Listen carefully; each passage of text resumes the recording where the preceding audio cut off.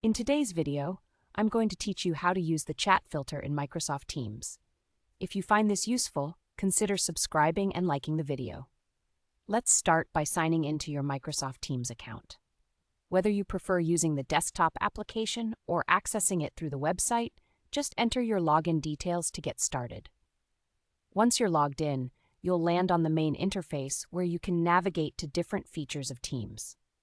Now, take a look at the left side of the screen. You'll see various icons representing different features. To access your chats, click on the chat icon, which looks like two speech bubbles. This will open up your chat window where you can see all your recent conversations. Next, look towards the top of your chat list. There's a small filter icon that resembles a funnel. Clicking on this filter icon is your gateway to searching through your chats more efficiently. Once you click on the funnel icon, a search bar will appear at the top of your chat list. This is where the magic happens.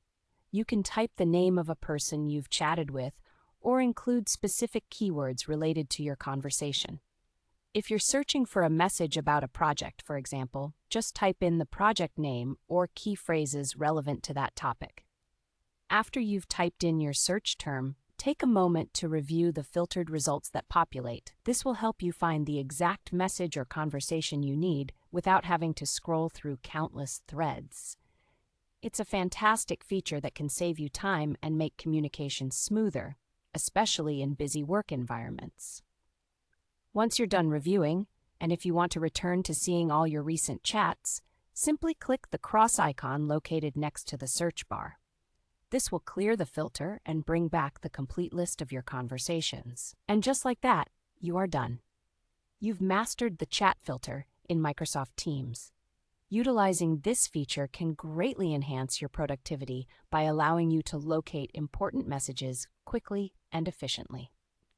If you enjoyed this tutorial, don't forget to give a thumbs up and subscribe for more tips on using Microsoft Teams and other useful applications. Thanks for watching.